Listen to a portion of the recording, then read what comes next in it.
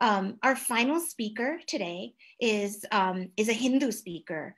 Dr. Anantanand Rambachan is a Vedic scholar and a professor of religion.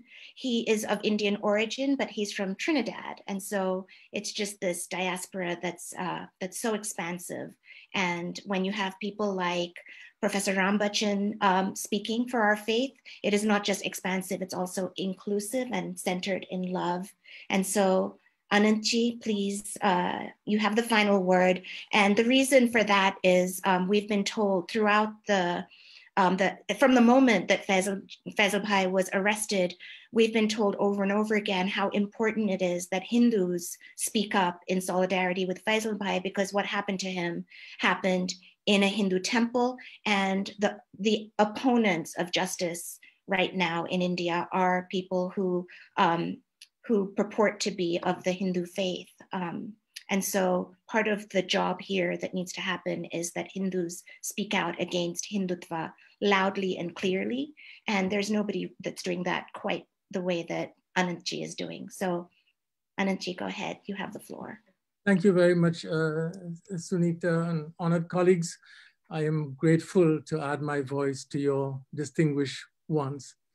As Sunita said, I speak today as a Hindu scholar and more importantly, as a practitioner, since I think that we are also witnessing a struggle about the very meaning of the Hindu tradition and what it means to be Hindu. It is a struggle between a compassionate and inclusive tradition that welcomes and celebrates diversity, and one that is increasingly becoming inhumane and divisive.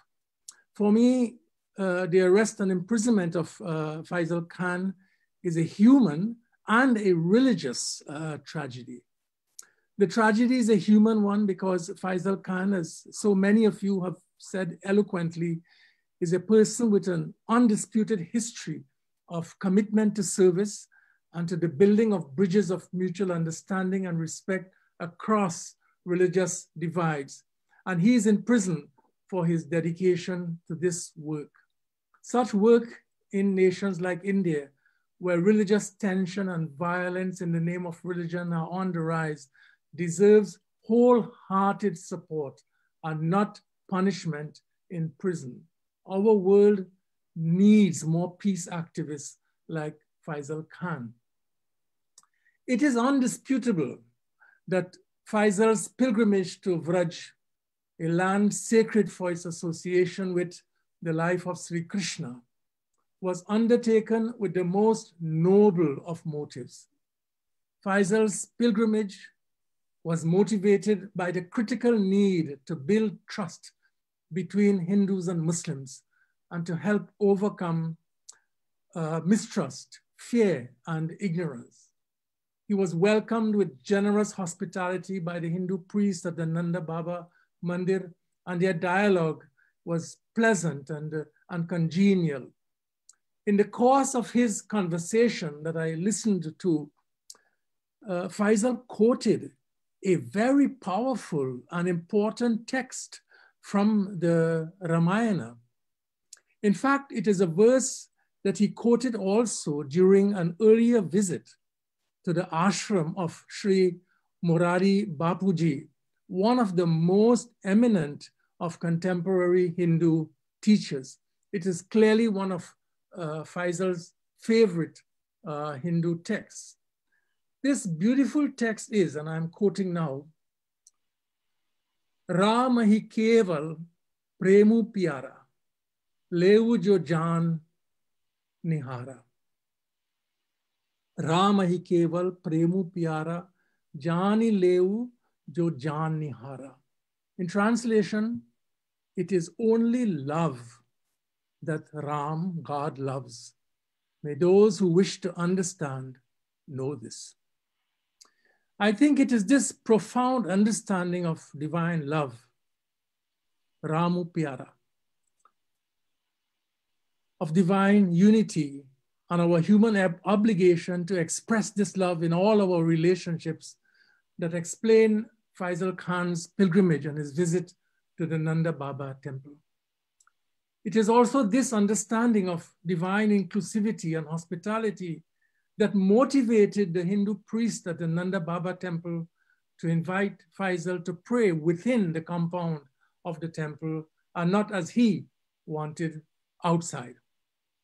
It is this generous invitation the Hindu priest was drawing deeply from a most ancient Hindu insight about the oneness of God, underlying a rich diversity of names and forms. In fact, the Rig Veda is the earliest sacred text to announce this teaching in famous words, Ekam Sat Vipraha Bahuda Vadanti, the one being the wise speak of in many ways. God is one, Ekam Sat. Those who name and worship God differently are not addressing themselves to different gods, but to the one true being. The Hindu tradition does not allow for a different Jewish, Christian, Muslim, or Hindu God.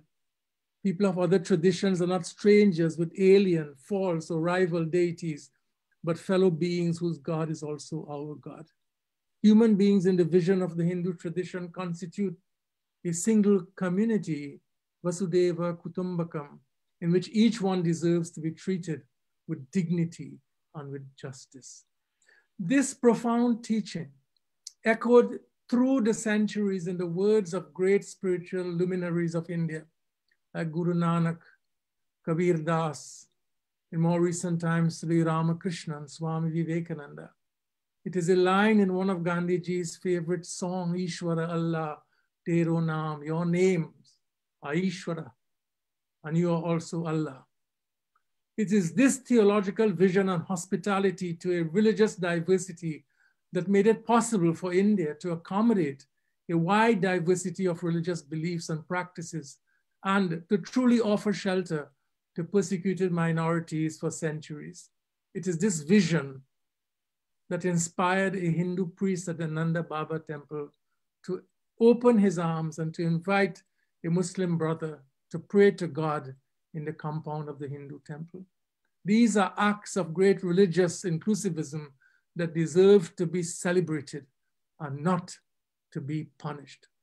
But today, this vision of inclusivism and hospitality is threatened by the rise of a version of Hindu nationalism which marginalizes minority religious traditions and brands their followers as alien and anti-national. It is a nationalism that sees diverse religions as fortresses to be defended and not as inviting wellsprings where human beings can meet in friendship and where they can share and learn from each other, as Faisal Bhai was doing at Nanda Baba temple. Blinded by ignorance, mistrust, and hate, it cannot celebrate and enjoy the bonds of interreligious friendship. It is a nationalism that is threatened by human beings offering prayer to the one God in each other's sacred place. It is a nationalism that imprisons a peacemaker like Faisal Khan.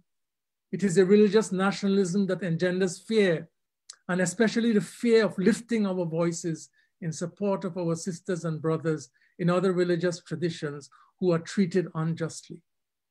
But our deepest commitment is not to a nation, it is to divine truth and to the values of non-injury, truth, and compassion that are the heart of the Hindu tradition. We must lift our voices on behalf of all victims of injustice. We must speak without fear for a Hindu tradition that is not narrowly identified with the toxic ideology of hate and nationalism, but which speaks with compassion for the well-being of all human beings. It is from this Hindu tradition, the one that loves love above all else, that I join my voice with all of you today, calling for the dropping of all charges against Faisal Khan and his freedom from prison. Thank you very much.